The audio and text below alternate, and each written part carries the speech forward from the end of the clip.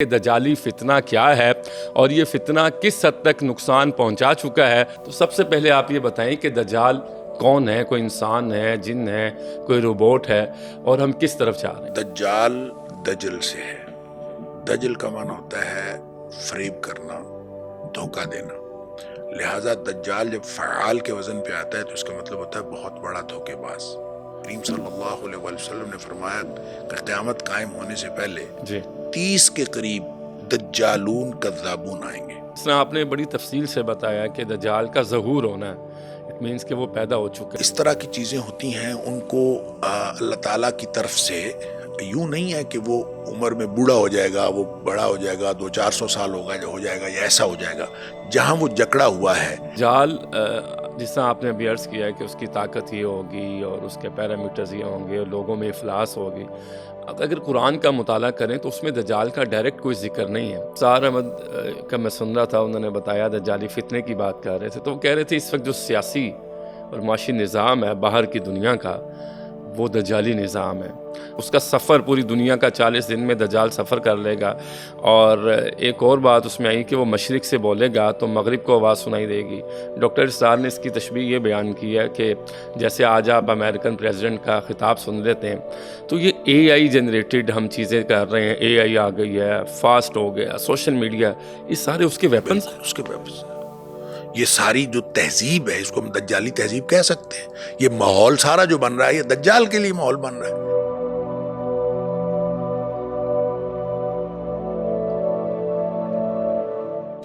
بسم اللہ الرحمن الرحیم، السلام علیکم۔ G N N studios podcast کے ساتھ کامران ارشد آپ کی خدمت میں حاضر ہے، اور پوڈ کاسٹ کا سلسلہ شروع کیا جس کا مقصد وہی ہے کہ آپ لوگوں کو ان لوگوں سے متعارف کروایا جائے جو زندگی میں بہت کچھ کر رہے ہیں یا بہت کچھ کرنے کا ارادہ رکھتے ہیں۔ آج ایسے ہی ایک مہمان کو، ایسی ہی ایک شخصیت کو ہم نے مدعو کر رکھا ہے۔ جب بھی سیرت محمد صلی اللہ علیہ وآلہ وسلم کا مطالعہ کریں اور احادیث کو دیکھیں، قرآن کو دیکھیں، تو ہمیں فتنے کی بات سامنے آتی ہے، کہ دھوکے کی بات سامنے آتی ہے۔ فتنہ، جب فتنہ کا لفظ آتا ہے تو دجال کا فتنہ آتا ہے، اور اللہ کے رسول صلی اللہ علیہ وآلہ وسلم نے اس فتنے سے پناہ مانگی ہے۔ اور آج ایسے ہی موضوع پہ ہم نے بات کرنے کے لیے جس شخصیت کو مدعو کر رکھا ہے، ان کا نام ہی ان کا مکمل تعارف بیان کرتا ہے، تو ہم نے سوچا کہ اس موضوع پر ان سے بات کی جائے اور جانا جائے کہ دجالی فتنہ کیا ہے اور یہ فتنہ کس حد تک نقصان پہنچا چکا ہے اور آگے کیا ہونے جا رہا ہے۔ ہمارے ساتھ موجود ہیں ڈاکٹر حماد لکھوی صاحب۔ ڈاکٹر صاحب بہت بہت شکریہ آپ کا کہ آپ آج کے پوڈ کاسٹ میں تشریف لے کے آئے، اور میرے لیے کسی آنر سے کم نہیں ہے یہ۔ بڑی مہربانی۔ ڈاکٹر صاحب دجال کی بات کریں، دجال کا لفظ آتا ہے تو ہر ایک اپنے اپنے طرح سے اس چیز کو لیتا ہے۔ کچھ لوگ اس کو بہت لائٹ لیتے ہیں، اور کچھ لوگ جو ان چیزوں کو سمجھتے ہیں کہ اس وقت معاشرہ، ملک، قوم، مسلمان اور دنیا بھر کے حالات کہاں پر پہنچ چکے ہیں، اور یہ فتنہ کس حد تک کامیاب ہو چکا ہے اور آگے کیا ہونے جا رہا ہے۔ تو سب سے پہلے آپ یہ بتائیں کہ دجال کون ہے؟ کوئی انسان ہے، جن ہے، کوئی روبوٹ ہے، اور ہم کس طرف جا رہے ہیں؟ بسم اللہ الرحمن الرحیم۔ دجال دجل سے ہے۔ دجل کا معنی ہوتا ہے فریب کرنا، دھوکہ دینا۔ لہٰذا دجال جب فعال کے وزن پہ آتا ہے تو اس کا مطلب ہوتا ہے بہت بڑا دھوکے باز۔ تو دھوکے باز تو کئی ہیں دنیا میں، چھوٹے موٹے ہمیشہ آتے رہتے ہیں، اور نبی کریم صلی اللہ علیہ وسلم نے فرمایا کہ قیامت قائم ہونے سے پہلے 30 کے قریب دجالون کذابون آئیں گے۔ 30 کے قریب؟ 30 کے قریب۔ آپ نے فرمایا کہ وہ جھوٹے بھی ہوں گے اور وہ فریبی بھی ہوں گے، مکر و فریب دینے والے، اور فراڈ بھی کریں گے اور جھوٹ بھی بولیں گے۔ دجالون کذابون، اس کے بارے میں آپ نے یہ بھی فرمایا کہ کلہم یزعم انہ رسول اللہ، ان میں سے ہر ایک کا گمان ہی ہوگا کہ میں اللہ کا رسول ہوں۔ تو گویا جو رسالت کا دعویٰ کرنے والے ہیں یا نبوت کا دعویٰ کرنے والے ہیں، اس سے مراد وہ جھوٹے اور مکار لوگ ہیں۔ تو اس کے علاوہ نبی کریم صلی اللہ علیہ وسلم نے جب مسیلمہ کذاب نے نبی پاک صلی اللہ علیہ وسلم کی حیات طیبہ میں نبوت کا دعویٰ کر دیا، تو آپ نے اس کو بھی دجال فرمایا تھا کہ یہ بھی دجال میں سے ایک دجال ہے۔ اس لیے کہ وہ دجل و فریب کر کے، اور وہ لوگوں کو فالوئنگ تو اس کی بھی تھی اور اس نے بھی لوگوں کو اپنے پیچھے لگایا ہوا تھا۔ تو ہر دور میں جتنا مرضی کوئی جھوٹا ہو اور جتنا مرضی کوئی کذاب اور دجال ہو، اس کو فالوئنگ تو مل جاتی ہے۔ لیکن جس دجال کی ہم بات کر رہے ہیں اور جس دجال سے نبی کریم صلی اللہ علیہ وسلم ڈرایا اور آپ نے یہ فرمایا کہ آدم علیہ السلام کی تخلیق سے لے کر قیامت قائم ہونے تک جو سب سے بڑا فتنہ ہے جس سے سارے انبیاء نے اپنی امتوں کو بھی ڈرایا، وہ دجال کا فتنہ ہے۔ اس کا مطلب یہ ہے کہ وہ ایک دجال اکبر، ایک بڑا دجال آئے گا، جی اور یقیناً وہ انسان ہوگا، انسانوں جیسا ہوگا، اچھا اور وہ کوئی بلا نہیں ہوگا۔ وہ ایسا نہیں ہے کہ آپ یہ سمجھیں کہ کوئی ما فوق الفطرت کوئی چیز ہوگا، ایسا نہیں ہے، ٹھیک ہے وہ ہوگا انسان۔ اس کی وجہ یہ ہے کہ نبی کریم صلی اللہ علیہ وسلم کے دور میں آپ جب ڈرایا کرتے تھے لوگوں کو، صحابہ کرام کو دجال کے فتنے سے، تو صحابہ کرام کہتے ہیں کہ بعض اوقات نبی کریم صلی اللہ علیہ وسلم اتنا ڈراتے کہ ہمیں یہ محسوس ہونے لگتا کہ ابھی کہیں جھاڑیوں سے نکل آئے گا، اچھا یعنی اس قدر نبی پاک صلی جی اللہ علیہ صلی وسلم اس اللہ کے علیہ بارے میں وسلم یعنی سینسٹائز کرتے۔ ٹھیک ہے لیکن یہ ہے کہ ایک شخص تھا جو نبی کریم صلی اللہ علیہ وسلم کے دور میں ہی تھا، جی، اور اور جس کا صحابہ نے ذکر کیا تھا جس کہ کا اس شخص صحابہ کے نے اندر ذکر کوئی غیر معمولی اس کے صلاحیتیں اندر ہیں غیر معمولی صلاحیتیں تھیں، اور نبی کریم صلی اللہ علیہ وسلم نے اس کے ساتھ گفتگو بھی کی، آپ نے اس کو ڈھونڈا بھی۔ وہ لڑکا اصل میں وہ بچپن سے ہی ایسا تھا کہ اس کے اندر کچھ غیر معمولی صلاحیتیں تھیں، وہ کھیلتا رہتا تھا، پھرتا رہتا تھا، لیکن وہ کوئی ما فوق الفطرت قسم کی باتیں کرتا تھا۔ نبی کریم صلی اللہ علیہ وسلم نے اس سے بات بھی کی، اور آپ نے اس سے پوچھا کہ بتاؤ کہ میرے ذہن میں کیا ہے، میں نے کیا سوچا ہے، تو وہ آگے سے کہنے لگا دخ دخ، اور بس اتنی بات اس نے کہی، آگے اس کے علاوہ نہیں بول سکا۔ نبی کریم صلی اللہ علیہ وسلم فرمایا تو اس سے زیادہ کچھ کہہ بھی نہیں سکتا۔ نبی کریم صلی اللہ علیہ وسلم فرماتے ہیں میں نے دخان یعنی دھواں سوچا تھا، جی تو وہ اس کو کچھ نہ کچھ اندازہ ہوا، اور وہ دخ دخ کہنے لگا۔ اس کا مطلب یہ ہے کہ کوئی شیطانی قوتیں ایسی ہو سکتی ہیں کہ جو آپ کو آپ کا دماغ پڑھ لیتی ہیں، لیکن ان کو بھی پوری طرح سے علم نہیں ہو سکتا، صرف ایک اندازہ سا ہوتا ہے، اور اس کے اوپر بنیاد بنا کر وہ بہت ساری باتیں اس میں شامل کر لیتے ڈاکٹر ہیں۔ صاحب یہ ٹیلی پیتھی اسی کی یہی ایک علم ہو ہے؟ سکتا ہے یہ ٹیلی پیتھی ایک ہو سکتا آج ہے، کی جو اصطلاح میں لوگ لیتے ہیں ٹیلی پیتھی چونکہ دماغ پڑھنے کے لیے ایک نیا ایک مجاہدے اور ریاضتوں کا نظام بنا ہوا ہے، جی ٹھیک ہے تو ہو سکتا ہے یہ ہو۔ تو کہنے کی بات یہ ہے کہ نبی کریم صلی اللہ علیہ وسلم اس کے بارے میں جب صحابہ کرام کہتے تھے اس کی غیر معمولی باتیں دیکھ کر، تو ایک دفعہ نبی کریم صلی اللہ علیہ وسلم جب تشریف لے جا ایک دفعہ وہ شخص حج کے لیے جا رہا تھا، اور اس نے صحابہ سے ہی کہا دیکھیں لوگ مجھے دجال سمجھتے ہیں، اس کو پتا تھا مجھے دجال اچھا سمجھتے اس ہیں، کو پتا تھا پتا تھا، کہتا لوگ مجھے دجال سمجھتے ہیں، حالانکہ نبی کریم صلی اللہ علیہ وسلم نے فرمایا اس کی اولاد نہیں ہوگی، میری تو اولاد ہے۔ پھر اس نے کہا کہ نبی کریم صلی اللہ علیہ وسلم نے دجال کے بارے میں یہ فرمایا وہ مدینہ میں داخل نہیں ہو سکے گا، میں تو رہتا ہی مدینہ میں ہوں، لہذا میں دجال کیسے ہو سکتا ہوں۔ تو اس طرح گفتگو جو ہے وہ مختلف، وہ صحابی کہتے ہیں مجھے تو ڈر لگا اس سے جب وہ میرے ساتھ گفتگو کر رہا تھا، تو چونکہ وہ کہنے کی بات یہ ہے کہ وہ ایک انسان تھا، اور نبی کریم صلی اللہ علیہ وسلم کے پاس جب صحابہ کرام نے اس کے دجال ہونے کا خدشہ ظاہر کیا تو نبی کریم صلی اللہ علیہ وسلم اس کو پوچھنے کے لیے گئے بھی، تو اس کا مطلب یہ ہے کہ وہ انسان ہی ہوگا، ٹھیک بالکل میں ہوگا وہ انسان ہی۔ جی ٹھیک ہے اور پھر جب آپ اس کو دوسرے احادیث کی یعنی روشنی میں دیکھتے ہیں تو ایک بات یہ بھی سمجھ آتی ہے کہ وہ پیدا نہیں ہوگا، وہ ظاہر ہوگا۔ جی جی اب اس کا ظہور ہوگا، ہاں جی، پیدا وہ ہو چکا پیدا وہ ہو چکا ہے، ہے، یہ بڑا ایک وہ اس کا ظہور ہوگا، جی ہاں اس کی پیدائش اور تخلیق نہیں ہوگی، اس کا ظہور ہوگا۔ اس کا مطلب وہ کہیں پہ ہے، اور اس کی تفصیل وہ تمیم داری رضی اللہ تعالیٰ عنہ والی حدیث جو ہے وہ ساری تفصیل بیان کرتی ہے کہ جب وہ کسی سمندر کے سفر پہ تھے، اور ان کی کشتی جو ہے وہ راستہ بھول گئی، اور وہ مہینہ بھر چلتے رہے، تو مہینہ بھر کشتی کہاں چلتی رہی، وہ اپنے ہی رخ پہ چلتی رہی، ان کو تو پتہ نہیں تھا جانا کدھر ہے۔ جی ہاں تو بالآخر وہ ایک جزیرے پہ لگی، وہاں پہ ایک شخص آیا، اس نے آ کے، وہ شخص کیا تھا، وہ جانور نما انسان تھا یا انسان نما جانور تھا، اور انہوں نے اس سے پوچھا، اس کے جسم پہ اتنے بال تھے کہ اس کا سمجھ ہی نہیں آتی تھی کہ اس کا فرنٹ کدھر ہے اور بیک کدھر ہے۔ جی ہاں تو اس سے انہوں نے پوچھا کہ تیرا نام کیا ہے، اس نے کہا میرا نام جساسہ ہے، جساسہ جساسہ۔ ٹھیک ہے تو اس پر پھر یہ اس کو لے گئے، اس نے کہا آؤ میں تمہیں ایک شخص سے ملاؤں، وہ ان کو لے گیا، اور وہاں پہ ایک شخص جکڑا ہوا تھا، اور وہ جو جکڑا ہوا تھا اس نے پھر کچھ سوالات کیے، ان سے پوچھا کہ بتائیں کہ وہ جو گلیلی کا ریور ہے جس کو ہم کہتے ہیں بحیرہ تبریہ، ٹھیک ہے، کہ اس کے اندر پانی ہے کہ نہیں، بسان کے باغ ابھی پھل دے رہے ہیں کہ نہیں دے رہے، یعنی چند سوالات اس نے کیے. اور یہ وہ نشانیاں تھیں جو نبی کریم صلی اللہ علیہ وسلم نے بتائی ہوئی کہ جب وہ نشانیاں پوری ہو جائیں گی تو اس وقت یہ دجال کا ظہور ہوگا. اس نے پھر خود بھی بتایا کہ میں جب یہ ختم ہو جائے گا تو پھر میں آؤں گا، یہ نشانیاں ظاہر ہو جائیں گی تو پھر میں آؤں گا. اچھا، یہ بار گفتگو ہوئی، پھر اس کے بعد یہ آ گئے وہاں سے لوگ. اب اس میں بہت ساری باتیں ہیں. نبی کریم صلی اللہ علیہ وسلم کے پاس انہوں نے بات یہ بتائی، نبی پاک صلی اللہ علیہ وسلم نے آگے لوگوں کو بتائی، اس کا مطلب ہے آپ نے اس کی تصدیق کی. تو اس سے یہ نتیجہ نکلا کہ وہ جہاں کہیں قید ہے وہ کوئی سمندر کا مقام ہے. بالکل ٹھیک ہے. اچھا، وہ سمندر کا مقام ہے. اور سمندر کے مقام میں کیا دنیا میں کوئی ایسی جگہ ہو سکتی ہے کہ جہاں وہ ہو سکتا ہے؟ تو دو مسٹریز آج تک جو ہے اس جدید ترین دور کے اندر ان کو مسٹری کہا جاتا ہے. ایک برمودا ٹرائی اینگل، ٹھیک ہے، اور ایک جو یہ پیسیفک، یہ سوری اس میں اٹلانٹک میں ہے، جی اور جو پیسیفک اوشن جس کو ہم بحر الکاہل کہتے ہیں، اس کے اندر سیٹینک ویوز، شیطانی موجیں، جی وہ بھی ایک مسٹری ہے. اس کی طرف بھی کسی کو جانے نہیں دیتے. تو وہ بھی ایک مسٹری قرار دی گئی ہے.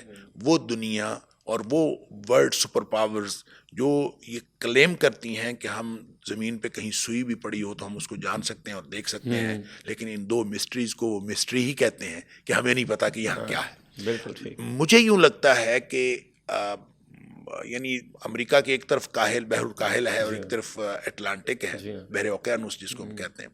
تو ادھر برمودا ٹرائنگل ہے اور ادھر سٹینک ویوز.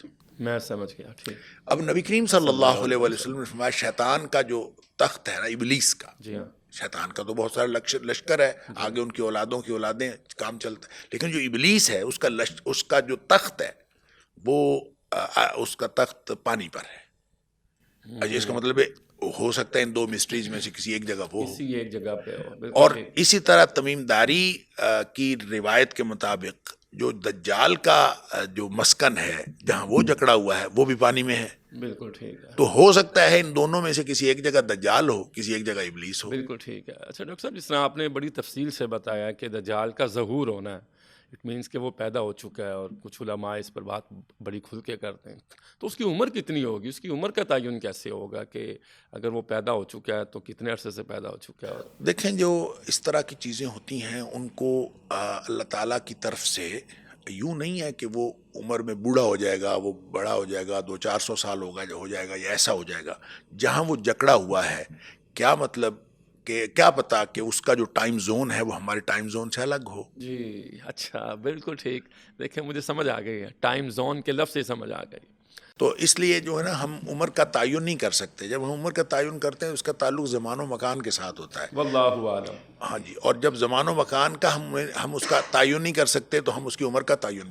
بالکل ٹھیک ہے. اچھا ڈاکٹر صاحب، یہ جو چیزیں سامنے آتی ہیں، یہ مت ہے یا حدیث کی روشنی میں ہمیں رہنمائی ملتی ہے کہ اس کی ایک آنکھ ہوگی؟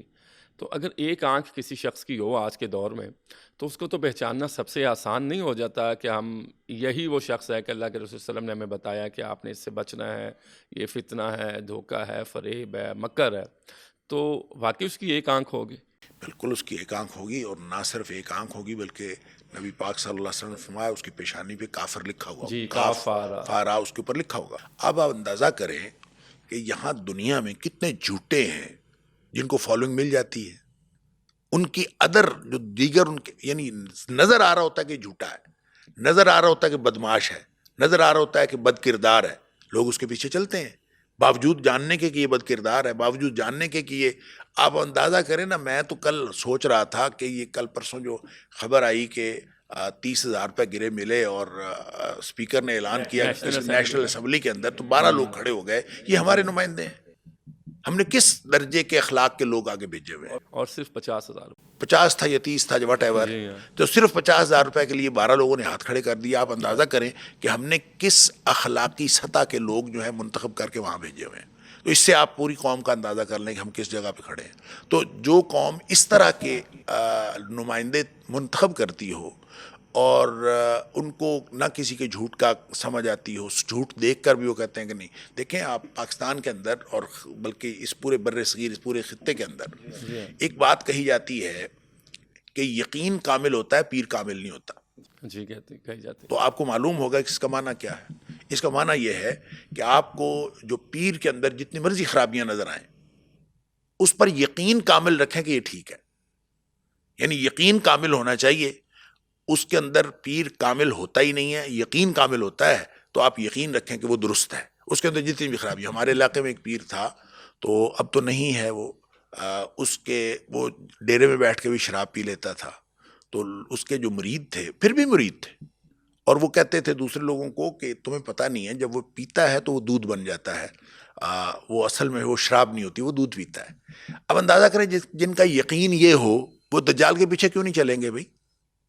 جب دجال کے ہاتھ میں سارے وسائل ہوں گے، دجال کے ہاتھ میں سب کچھ ہوگا اور ہر چیز، وہ اس کے پاس جنت بھی ہوگی، اس کے پاس جہنم بھی ہوگی، وہ جنت دکھائے گا لوگوں کو، اور لوگوں کو اس کے پاس اتنے بڑے بڑے انسینٹیو ہوں گے کہ سو مچ سو کہ ساری دنیا کے وسائل ہی اس کے ہاتھ میں ہوں گے. وہ کہے گا بادلوں کو کہے گا بارش برسائیں، بادل بارش برسا دیں گے. زمین کو کہے گا کھیتی اگاؤ، زمین کھیتی اگا دے گی. جس زمین کو کہے گا تم نے کھیتی نہیں اگانی، وہ نہیں اگائے گی. جس کے پاس اس قدر قوت ہو، آپ اندازہ کریں کہ اس کی فالنگ کیوں نہیں ہوگی. ماتھے پہ کاف فا را لکھا ہے کہ نہیں لکھا، آنکھ اس کی ایک ہے کہ نہیں ہے. ہمارے لوگ تو یہی کہتے ہیں جیسا بھی ہے بس ٹھیک ہے. لیکن اس میں یہ بھی حقیقت ہے کہ کاف را وہی لوگ پڑھ سکیں گے جن کے دل میں ایمان ہوگا، جو اللہ کے قریب. دیکھیں یہ درست ہے، لیکن اصل میں جو فتنہ ہوتا ہے نا، وہ فتنہ ہوتا ہے. فتنہ کا معنی ہوتا ہے آزمائش بھی اور مصیبت بھی. اور نبی کریم صلی اللہ علیہ وسلم فرمایا دجال کا فتنہ اتنا بڑا فتنہ ہے کہ جس صاحب ایمان کو پتہ چل جائے، جس کو خبر مل جائے کہ یہ فتنہ ظاہر ہو گیا ہے، اس کو اس کی طرف نہیں جانا چاہیے، اس سے دور جانا چاہیے. اس کا مطلب یہ ہے کہ جو شخص اس کی طرف جائے گا اس فتنے کے شکار ہونے کا امکان ہے. اور پھر بعض حدیث میں آتا بھی ہے کہ ایک شخص کہے گا کہ میں جاتا ہوں، میں جا کے دیکھتا ہوں، ایسی کوئی بات ہے، میں جا کے دیکھتا ہوں. وہ جب جائے گا وہ اس کے فتنے کا شکار ہو جائے گا. لہٰذا اس کی طرف نہیں جانا، اس سے دور جانا ہے. اب جب آپ اندازہ کریں وسائل اس کے پاس ہیں، سب کچھ اس کے پاس ہے، مادی قوت اس کے پاس ہے، مادیت کی ساری جتنی قسمیں ہو سکتی ہیں وہ ساری اس کے پاس ہے. وہ بھلے ماتھے پہ کاف فر رہا لکھا ہو، بھلے اس کی ایک آنکھ ہو. آپ ذرا اندازہ تو کریں عوام کا انعام جو ہیں یہ کیوں رکیں گے بھائی اس کی فالوئنگ کرنے سے؟ انہوں نے تو کہنا سب کچھ اس کے پاس ہے تو ہم تو جاتے ہیں، کوئی بات نہیں، خیر ہے، لکھا ہوا تو پھر کیا ہوا. اچھا یہ ہے اصل میں وہ معاملہ. جب بھی کوئی شخص اس کے قریب جائے گا وہ اس کا شکار ہو جائے گا. اس سے نبی پاک صلی اللہ علیہ وسلم فرمایا اس سے دور جانا ہے. اب جو دور جانا ہے، وسائل اس کے پاس ہیں، اب جو دور جانا ہے تو کیا کرنا ہے؟ بھوک ہے، افلاس ہے، کچھ نہیں ہے، آپ کے پاس کچھ نہیں ہوگا. اگر آپ دجال کے دوسری طرف جائیں گے تو گویا آپ ہر چیز گیو اپ کر دیں گے. صحابہ کرام نے پوچھا نبی پاک صلی اللہ علیہ وسلم سے کہ اللہ کے رسول صلی اللہ علیہ وسلم دجال کا فتنہ ظاہر ہو گیا تو ہر چیز تو اس کے پاس ہوگی، ہم کیا کھائیں گے؟ اب اندازہ کریں اس قدر افلاس ہوگا. اور اس نے صحابہ نے پوچھا اللہ کے رسول صلی اللہ علیہ وسلم ہم کیا کھائیں گے؟ آپ نے فرمایا تمہیں لا الہ الا اللہ کہنا، سبحان اللہ کہنا، اللہ اکبر کہنا، یہی کافی ہو جائے گا. سبحان اللہ. آپ اندازہ کریں ہمارا تو سبحان اللہ کہنے سے پیٹ نہیں بھرتا، ہمارا تو لا الہ الا اللہ کہنے سے پیٹ نہیں بھرتا. ہم تو اللہ اکبر الحمدللہ جتنا مرضی کہتے رہے، ہمارا پیٹ تو نہیں بھرتا. تو اس کا مطلب یہ ہے کہ ہماری پریکٹس ہونی چاہیے کہ ہم اللہ کے ذکر میں ایسا دل لگائیں کہ ہمیں بھوک بھول جائے، ہمیں بھوک بھول جائے. بالکل اچھی بات کی ڈاکٹر صاحب. یہ اس کے پاس یہ بھی طاقت ہوگی کہ وہ کسی انسان کو مردہ کرے گا، کاٹ دے گا اور اس کے بعد اس کو جوڑ دے گا. بالکل یہ طاقت اس کے پاس ہوگی، لیکن لمیٹڈ ٹائم کے لیے، کیونکہ آزمائش ہے نا، فتنہ ہے. تو ایک دفعہ وہ کرے گا اور دوسری دفعہ نہیں کر سکے گا. ایک دفعہ کرے گا پھر دوسری دفعہ نہیں کر سکے گا. گویا اس کے پاس لوگوں کو دکھانے کے لیے بہت کچھ ہوگا، اور ایک شخص کو وہ مارے گا، زندہ کرے گا، دوبارہ جوڑے گا، اس کے دو حصوں میں کر کے پھر اس کے درمیان میں چلے گا وہ، اور پھر ان کو واپس جوڑے گا. وہ جڑ جائیں گے، وہ آدمی بولنا شروع ہو جائے گا، اور وہ صاحب ایمان ہوگا، اور وہ یہ کہے گا، اس سے پوچھے گا کہ اب تو میرے اوپر ایمان لاتا ہے کہ نہیں؟ وہ کہے گا کہ مجھے اب تو یقین ہو گیا کہ تو دجال اور کافر وہ ہے جس کے بارے میں خبر نبی پاک صلی اللہ علیہ وسلم نے دی. اور وہ پھر اس کو مارنا چاہے گا، پھر نہیں مار سکے گا. اچھا یہ دجال جس طرح آپ نے ابھی عرض کیا ہے کہ اس کی طاقت یہ ہوگی اور اس کے پیرامیٹرز یہ ہوں گے اور لوگوں میں افلاس ہوگی. اگر قرآن کا مطالعہ کریں تو اس میں دجال کا ڈائریکٹ کوئی ذکر نہیں ہے، لیکن میں نے کچھ علماء سے سنا ہے کہ سورۃ کہف غالباً اس کی پہلی 10 آیات دجال کے فتنے سے بچاتی ہیں. ایسے ہی ہے، تو آپ اس پہ کیا روشنی ڈالتے ہیں؟ دیکھیں نبی کریم صلی اللہ علیہ وسلم نے اوور آل سورہ کہف کے بارے میں بھی فرمایا. دیکھیں صحابہ کرام جب ڈرتے تھے نا، دیکھیں ایک چیز سے ڈرایا جا رہا ہے، جی، اور ڈرایا بھی ایسے جا رہا ہے کہ اس کو سب سے بڑے فتنے کے طور پر. تو صحابہ کرام جب ڈر جاتے تھے تو وہ نبی کریم صلی اللہ علیہ وسلم سے یہ سوال کرتے. ہمارے جیسے نہیں تھے صحابہ کرام کہ وہ ایک چیز کو سمجھ بھی لیں پھر وہ اس کے بارے میں لاپرواہی کا اظہار کریں. وہ ایسے نہیں تھے. وہ پھر ڈرتے تھے تو پھر اس کے بارے میں پوچھتے تھے اللہ کے رسول صلی اللہ علیہ وسلم ہم کیا کریں. تو آپ صلی اللہ علیہ وسلم نے فرمایا کہ اگر تم میرے ہوتے ہوئے آ گیا تو میں اس سے خود نمٹ لوں گا. تو میں تمہاری طرف سے اس کے مقابلے میں نمٹ لوں گا. اور اگر میرے بعد آیا, میں اس دنیا سے چلا گیا اور میرے بعد آیا, تو پھر ہر شخص نے خود نمٹنا ہے. ہر شخص کا اپنا معاملہ ہے. اس موقع پر نبی پاک صلی اللہ علیہ وسلم نے یہ فرمایا کہ جو سورۃ الکہف ہے یہ فتنہ دجال سے محفوظ رکھے گی. اور ایک حدیث میں یہ بھی آتا ہے کہ جو شخص ہر جمعے کو سورہ کہف کی تلاوت کرتا ہے اس کو ایک ایسا نور عطا ہوتا ہے جو اگلے جمعے تک اس کو اس نور کی روشنی میں وہ زندگی گزارتا ہے. تو اس کا مطلب یہ ہے کہ ہر جمعے سورۃ الکہف پڑھنے والا اس کو ایسا نور عطا ہوگا, نور ایمان, جس کی وجہ سے وہ دجال کے فتنے سے بھی محفوظ رہے گا. اور جہاں تک 10 آیات کی بات ہے تو وہ تو حضرت آپ ذرا 10 آیات کو پڑھیں اور ان کو سمجھنے کی کوشش کریں تو 10 آیات ختم کہاں ہوتی ہیں. اللہ اکبر. اللہ کریم فرماتا ہے کہ یہ جو اصحاب کہف ہے آپ نے کیا سمجھا ہے. ام حسبت ان اصحاب الکہف والرقیم کانوا من آیاتنا عجبا. کیا تم نے یہ سمجھا ہے کہ یہ صرف ایک عجیب نشانی تھی کہ صحاب کہف چلے گئے, غار میں چلے گئے اور ایک عرصہ تک غار میں پڑے رہے. کیا تم نے سمجھا ہے کہ یہ محض ایک عجیب نشانی ہے. اذ ابى الفتية الى الكهف, جب وہ لوگ غار میں گئے اور جا کے اللہ سے دعائیں کرنے لگے. یہ نشانی نہیں ہے, صرف نشانی نہیں ہے, یہ حکمت عملی ہے. یہ ایک اسٹریٹجی ہے کہ جب انہوں نے دیکھا ہر طرف کفر ہی کفر ہے, شرک ہی شرک, تو وہ چند لوگ تھے وہ اپنا ایمان بچانے کے لیے غار میں چلے گئے. تو جب کوئی شخص اپنا ایمان بچانے کے لیے, یہ چند اہل ایمان اپنا ایمان بچانے کے لیے غار میں جائیں گے تو دجال کے فتنے سے محفوظ ہوں گے. یہ 10 آیات اس طرح محفوظ ہیں. اب مسئلہ یہ ہے کہ وہ غار کون سا ہے, ہم کس غار میں جائیں گے. دنیا میں کوئی غار ہے ایسا کہ جہاں ہم جائیں تو ہم دجال کے فتنے سے محفوظ رہیں, اہل ایمان ہوں اور وہ مل کے ایک غار میں چلے جائیں, اہل شرک سے بچ جائیں, اہل کفر سے بچ جائیں. تو وہ غار کون سا ہے. دیکھیں اس زمانے میں اور دور جدید میں, پتہ نہیں آنے والے دجال نے کب آنا ہے, اس دور جدید میں فزیکلی کوئی غار ممکن نہیں ہے کہ جس کے اندر جا کے چھپا جا سکے. لہٰذا یہ غار جو ہے یہ اصل میں ایک ورچوئل غار ہے, ایک ورچوئل کمیونٹی ہے ایمان والوں کی. کہ مثلاً یہ کہ جس شخص نے بھی کسی سے تعلق رکھنا ہے وہ ایمان کی بنیاد پر رکھے, ایمان کے علاوہ کوئی تعلق نہ رکھے. اگر کسی نے کسی سے رشتہ کرنا ہے ایمان کی بنیاد پر رکھے, کسی سے علم حاصل کرنا ہے ایمان کی بنیاد پر, اس سے تعلق رکھنا ہے ایمان کی بنیاد پر, معاشرتی تعلقات رکھنے ایمان کی بنیاد پر. بھلے ایک آدمی ساؤتھ افریقہ میں بیٹھا ہو, کوئی مشرقی بعید میں جاپان میں بیٹھا ہوا ہو, آپ پاکستان میں بیٹھے ہوئے ہوں, تعلق جس سے ہو صرف ایمان کی بنیاد پر ہو. یہ وہ ورچوئل کمیونٹی بنے گی, یہ مل کے غار بنیں گے, اور جہاں جہاں صاحب ایمان ہوں گے یہ دجال کے فتنے سے محفوظ رہیں گے. لہٰذا یہ اصل میں یہ اہل ایمان کا جو گٹھ جوڑ ہے باہم, یہ ہے جو اس فتنے کے خلاف ایک بچنے کی امید ہے. اور یہی وہ اسٹریٹجی ہے جو سورۃ الکہف کی پہلی 10 آیات بتاتی ہیں. اور اگر اس کو بطور حکمت عملی سب اختیار کر لے اور معاملہ صرف ہر مومن صرف ایمان والوں کے ساتھ معاملہ رکھے, چونکہ باقی لوگوں کے ساتھ جب آپ تعلق رکھیں گے تو آہستہ آہستہ انسان کفر کے ساتھ بھی کمفرٹیبل ہوتا جاتا ہے, برائیوں کے ساتھ کمفرٹیبل ہوتا جاتا ہے. پھر انسان کبھی جب آپ کفر کے ساتھ کمفرٹیبل ہیں, برائیوں کے ساتھ کمفرٹیبل ہیں, تو یہ کیسے ہو سکتا ہے کہ برائی آپ کے سامنے ہو اور آپ اس کے سامنے کھڑے ہو جائیں.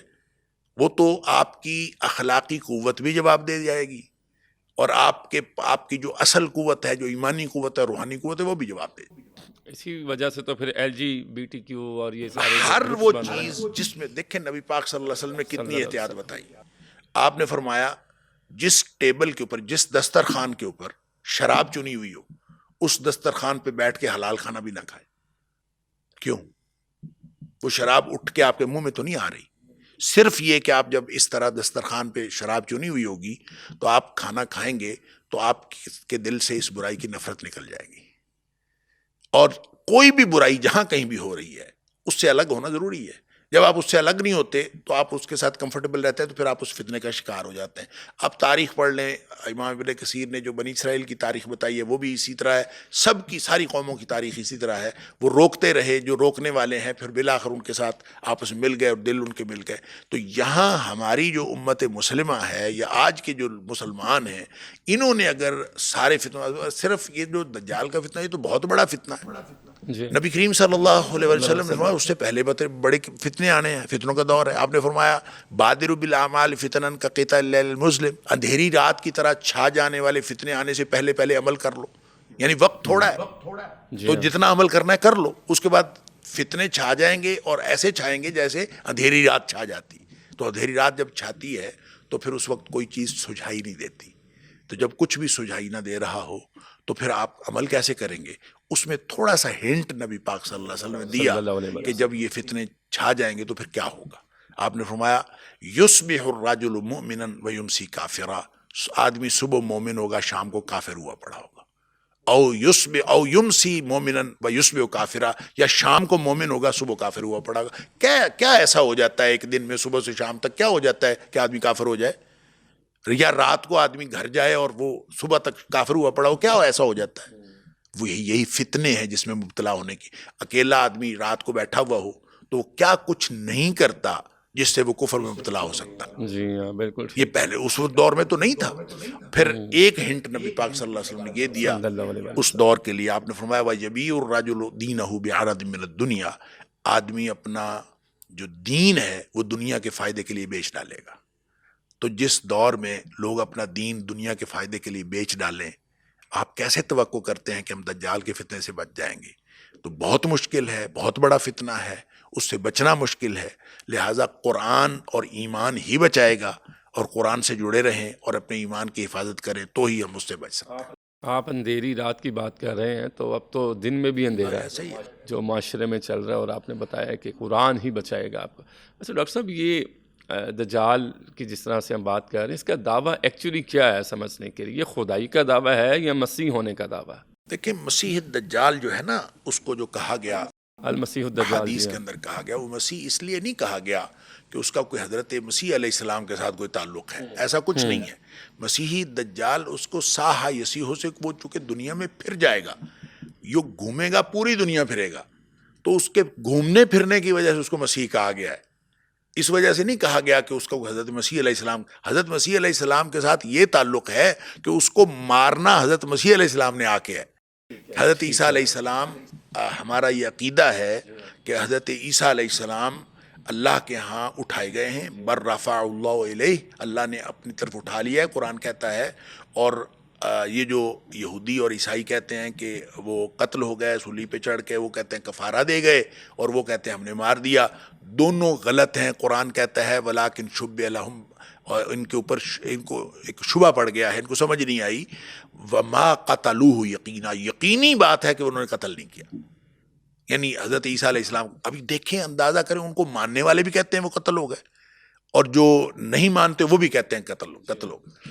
قرآن کہتا ہے کہ نہیں، ان کو اللہ تعالیٰ نے وہ قتل نہیں ہوئے، وما قتلوہ یقینا، یقینی بات ہے۔ ان کو جو شبہ پڑا ہے وہ اس لیے کہ ان کا ہم شکل تھا جس کو انہوں نے سولی چڑھایا، وہ سمجھتے ہیں کہ حضرت، تو عیسیٰ علیہ السلام کو اللہ تعالیٰ نے اٹھا لیا۔ متواتر حدیث ہے جس میں آتا ہے کہ نبی پاک صلی اللہ علیہ وسلم کی امت میں، آپ کی امتی کی حیثیت سے آئیں گے جب امام مہدی اس دنیا میں آ چکے ہوں گے، اس وقت جب اس وقت مسلمانوں کے اوپر عرصہ حیات تنگ ہو گیا ہوگا اور دجال نے ایک تماشا بنا رکھا ہوگا، حضرت عیسیٰ علیہ السلام دمشق کی جامع مسجد میں آئیں گے، اور اس وقت وہ فجر کی نماز کے وقت ان کا نزول ہوگا، پھر مسلمانوں کی قیادت کریں گے۔ پھر دجال ان کو دیکھ کر ایسے پگھلے گا جیسے موم پگھلتا ہے جب اس کو آگ دکھائی جاتی ہے، تو وہ اس طرح سے پگھل جائے گا۔ اسی طرح سے جو یہودی ہیں سارے، جو اس وقت تک یہودی رہ جائیں گے، ایک تو قرآن نے یہ کہا ہے کہ اہل کتاب میں سے کوئی اہل کتاب نہیں رہ جائے گا جو اپنی موت سے پہلے یا حضرت عیسیٰ علیہ السلام کی موت سے پہلے وہ ان پر ایمان نہ لائے۔ یعنی جب حضرت عیسیٰ علیہ السلام تشریف لائیں گے تو اس وقت جتنے اہل کتاب ہوں گے وہ ان پر ایمان لے آئیں گے. ایمان کیا لائیں گے؟ وہ جب یہاں نازل ہوں گے تو وہ تو نبی کریم صلی اللہ علیہ وسلم کی امتی کی حیثیت سے نازل ہوں گے. اس کا مطلب ہے وہ سارے لوگ مسلمان ہو جائیں گے. اچھا، جو مسلمان ہو گئے وہ تو ہو گئے. باقی جو یہودی رہ جائیں گے ان یہودیوں کو، یعنی عیسائی تو سارے مسلمان ہو جائیں گے جو حضرت عیسیٰ علیہ السلام کو مانتے تھے، تو جو یہودی رہ جائیں گے باقی، ان کو پھر اس کے ساتھ آخری مارکا ہوگا. اور یہ وہ مارکا ہے جس کے بارے میں نبی کریم صلی اللہ علیہ وسلم نے فرمایا کہ یہودی جو ہیں وہ پھر کسی درخت کے پیچھے بھی چھپے گا تو درخت بول کے بتائے گا مسلمان کو کہ میرے پیچھے چھپا ہوا ہے تو اس کو جو ہے وہ قتل کر لو. اور صرف ایک درخت ہے جو اپنے پیچھے چھپنے دے گا ان کو، اور وہ ہے غرقد کا درخت، اور وہ ایک جھاڑی نما درخت ہوتا ہے. اور واللہ عالم یہودیوں کو مسلمانوں کے جو ٹریڈیشنل علم ہے، جو ہماری روایتیں ہیں، اس کے اوپر ان کو یقین ہے یا ان کی کوئی اپنی روایت ایسی ہے. بہرحال غرقد کا درخت جو ہے وہ بہت کثیر تعداد میں وہ اس کو کاشت کر رہے ہیں، اور وہ اس کو اپنا محبوب درخت کہتے ہیں، اور ہے تو ان کا محبوب درخت کہ وہ ان کو چھپنے کی جگہ دے گا. اب یہ ان کے کس یقین کے تحت وہ اس کے ساتھ جو ہے وہ اس طرح سے بھاری مقدار میں وہ کر رہے ہیں اس کو کاشت، واللہ عالم. ڈاکٹر صاحب یہ 70,000 یہودی اس کے ساتھ ہوں گے، دجال کے ساتھ 70,000 کا جو لفظ آتا ہے اور جو روایتیں آتی ہیں یہ یہی ہیں کہ وہ جو آخری مارکا ہوگا تو 70,000 یہودی دجال کی فورس میں ہوں گے؟ بالکل، یہ دجال کے ساتھ لوگ ہوں گے، اور وہ اصفہان کے یہودی، اس میں یہ آتا ہے اصبہان، الفاظ اصبہان کے یہودی. اب اصبہان جو ہے یہ تو ایران میں ہے. اچھا، بہت ساری چیزیں ایسی ہیں جو اس وقت ہمیں سمجھ نہیں آتی. مثال کے طور پر حدیث میں یہ بھی آتا ہے کہ مسلمان جو ہیں وہ فائنلی حضرت امام مہدی کی قیادت میں وہ فائنلی قسطنطنیہ فتح کرنے کے لیے گئے ہوں گے.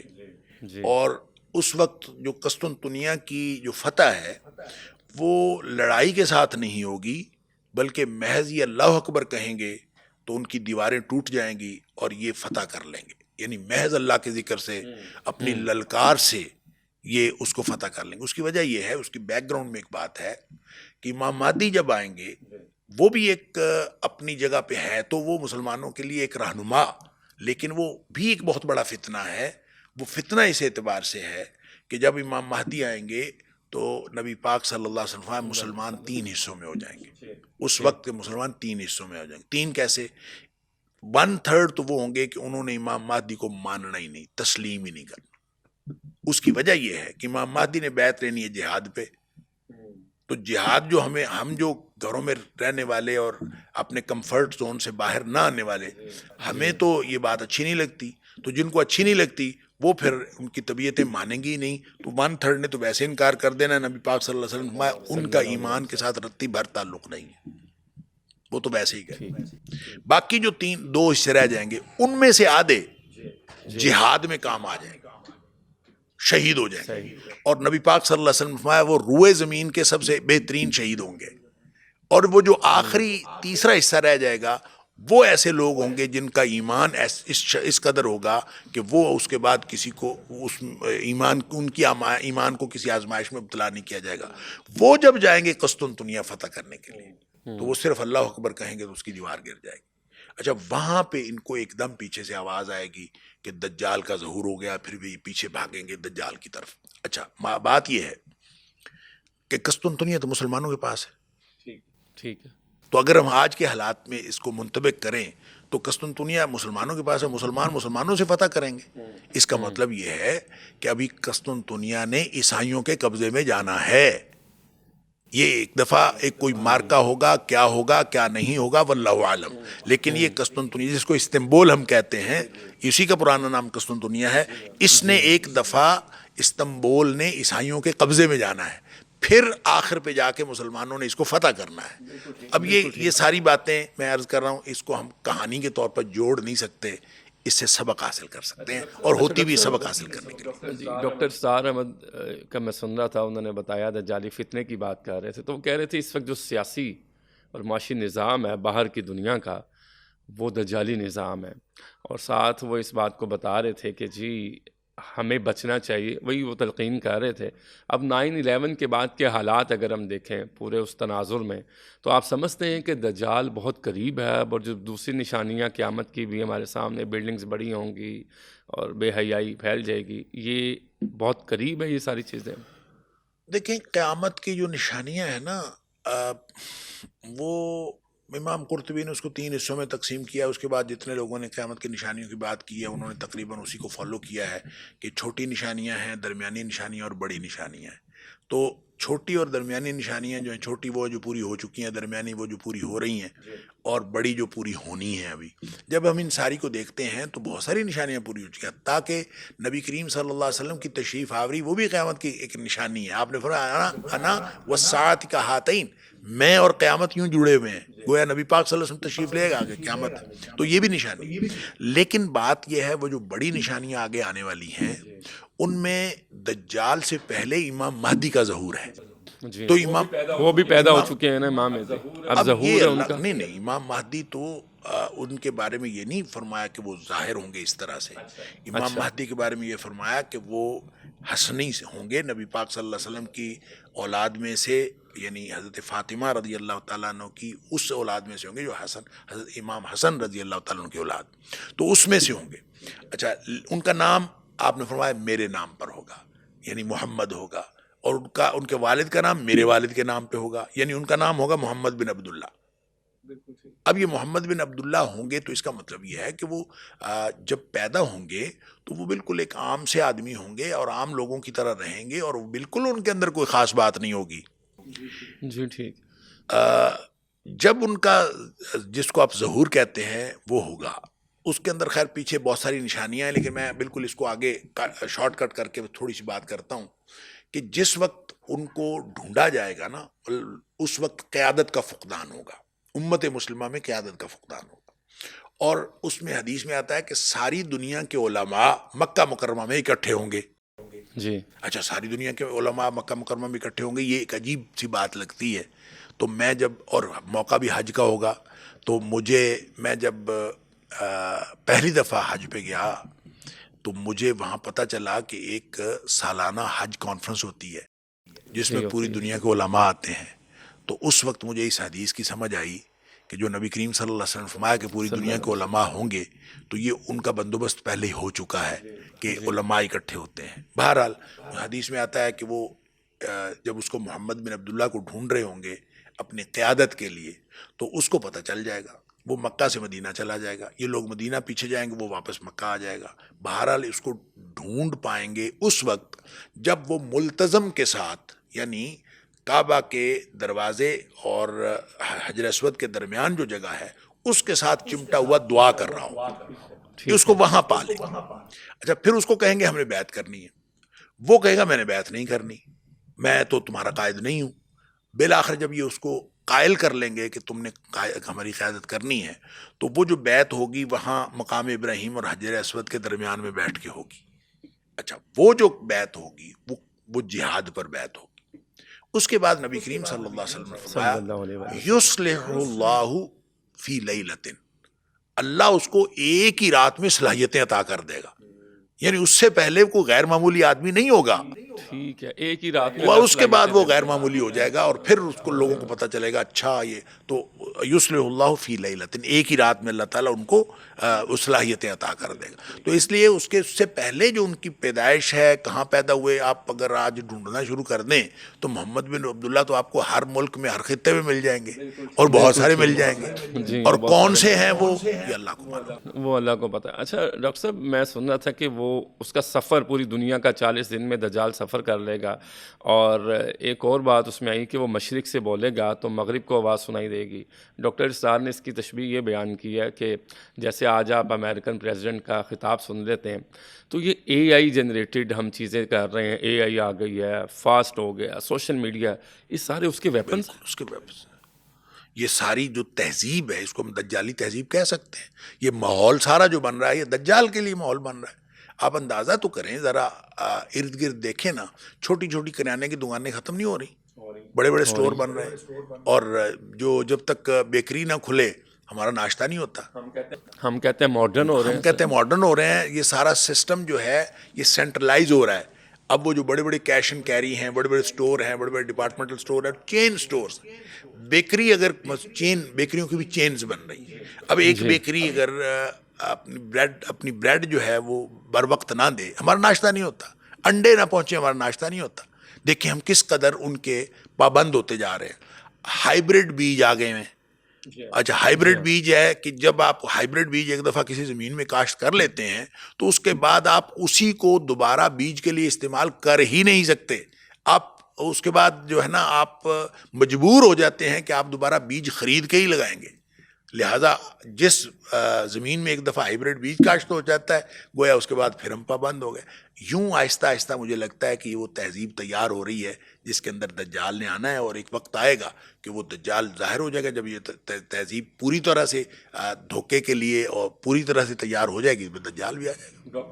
ڈاکٹر ہمال لکھوی صاحب, بہت بہت شکریہ, آپ آج کے پوڈ کاسٹ میں آئے اور آپ نے بتلایا ہے کہ دجالی فتنہ کیا ہے, اس سے کیسے محفوظ رہا جا سکتا ہے. کوئی آخری پیغام جو آپ دیکھنے والوں بس یہی کہ اپنے آپ کو رف اینڈ ٹف کا عادی بنائیں, اپنے بچوں کو بھی. ایمان مضبوط کریں, ایمان کا, اللہ کے ذکر کا اور رف اینڈ ٹف کا عادی بنائیں.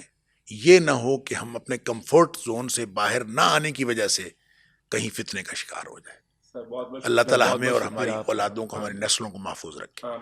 آمین. بہت بہت شکریہ آپ کا. آج ہم نے دجال پہ بات کی, دجال کا فتنہ کیا ہوگا, حدیث اور قرآن پاک ہمیں کیا بتلاتا ہے کہ کس طرح سے ہم خود کو محفوظ رکھ سکتے ہیں, اور قرآن سے تعلق جوڑنے سے ہی ہم ہر بلا سے, ہر چیز سے خود کو محفوظ رکھ سکتے ہیں. اس کے ساتھ ہی آج کے پوڈ کاسٹ کا وقت اپنے اختتام کو پہنچتا ہے. اپنے میزبان کامران ارشد کو دیجیے اجازت. اللہ نگہبان.